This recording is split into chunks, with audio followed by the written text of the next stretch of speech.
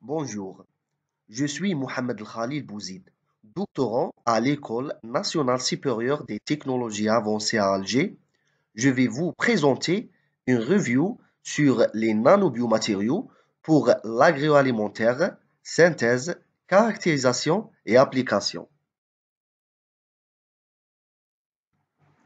Voici notre parcours: introduction, synthèse des nanobiomatériaux, leur caractérisation, les applications clés dans l'agroalimentaire, puis les défis et perspectives, et enfin une conclusion. Le secteur agroalimentaire fait face à des défis majeurs: nourrir plus de monde, gérer le changement climatique, réduire l'impact environnemental comme des déchets plastiques et assurer la sécurité alimentaire. Les nanotechnologies offrent ici des solutions prometteuses.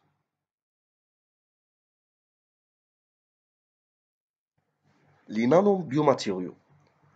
Ce sont des matériaux à l'échelle nanométrique, entre 1 et 100 nanomètres, conçus pour intégrer avec les systèmes biologiques. Leur atout: un grand rapport surface-volume, une réactivité accrue et des fonctionnalités modulables. L'objectif: innover durablement dans l'agroalimentaire.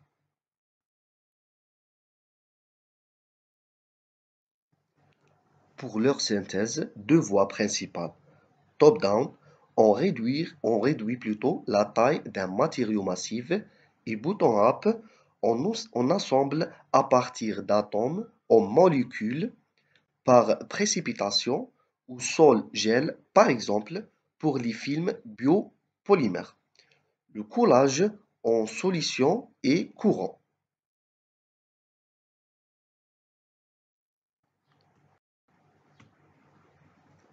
Les tendances actuelles favorisent la synthèse verte, utilisant des agents naturels ou valorisant des déchets. La fonctionnalisation du surface est aussi clé pour contrôler les propriétés des nanoparticules et intégrer des agents actifs. Ce tableau montre quelques exemples d'oxyde de fer pour leurs propriétés magnétiques et l'oxyde de zinc pour leur effet antimicrobien. La nanocellulose pour sa résistance ou les films biopolymères pour leurs propriétés barrières. Une illustration de la diversité des méthodes et matériaux.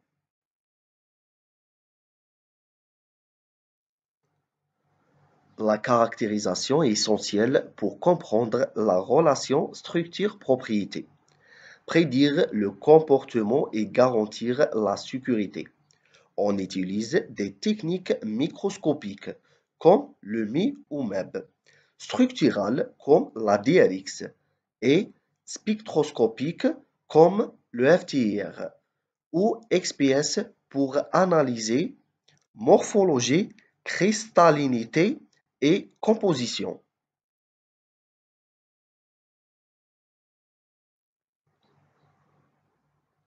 Pour les films, on mesure l'épaisseur, l'optique, la perméabilité à la vapeur d'eau. Pour les nanoparticules en suspension, la DLS dont la taille et le potentiel zeta indiquent la stabilité. L'ATG et l'ECPMS complètent ces analyses pour la stabilité thermique et la composition élémentaire.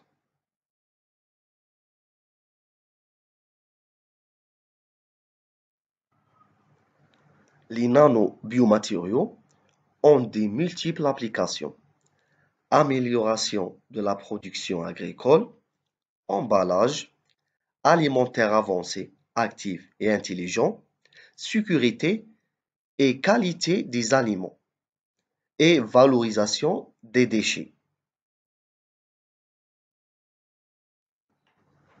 En agriculture, les nanofertilisantes et nanopesticides permettent une libération contrôlée, augmentent l'efficacité et réduisent l'impact environnemental.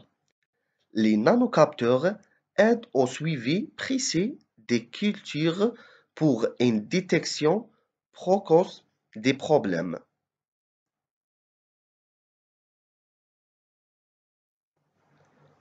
L'emballage est un domaine phare. Les emballages actifs avec des MPS antimicrobiennes prolongent la conservation. Ceux à barrière améliorée avec nanocellulose protègent mieux contre les gaz. Les emballages intelligents avec nanocapteurs informent sur la fraîcheur.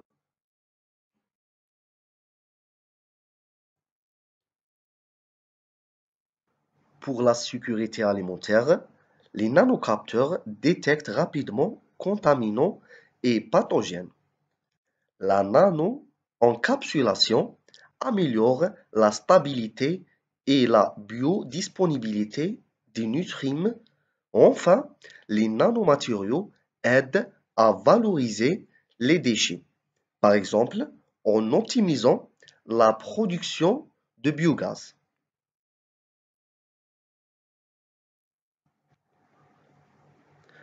Ce tableau résume des résultats concrets. Amélioration de la germination avec des nanofertilisants.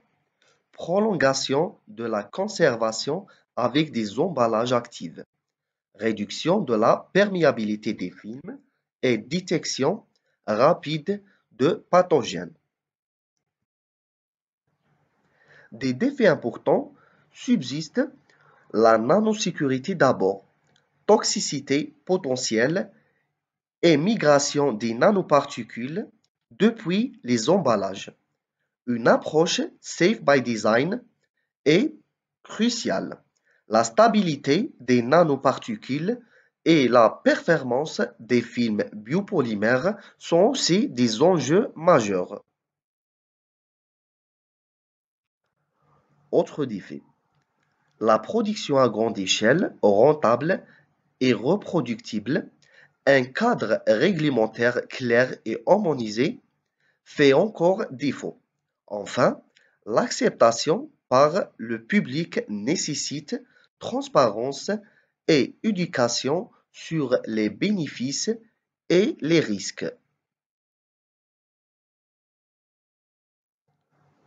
L'avenir s'oriente vers des nanomatériaux intelligents et multifonctionnels.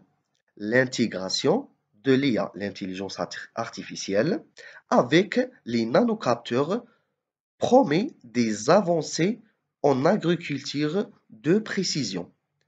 La valorisation des déchets et une réglementation adaptée seront clés, tout comme une communication transparente avec le public. En conclusion, les nanobiomatériaux offrent un potentiel immense pour transformer l'agroalimentaire. Ces défis importants demeurent sécurité, stabilité, réglementation. Une approche multidisciplinaire est responsable et indispensable pour réaliser le promesse d'un système agroalimentaire plus performant, sûr et durable.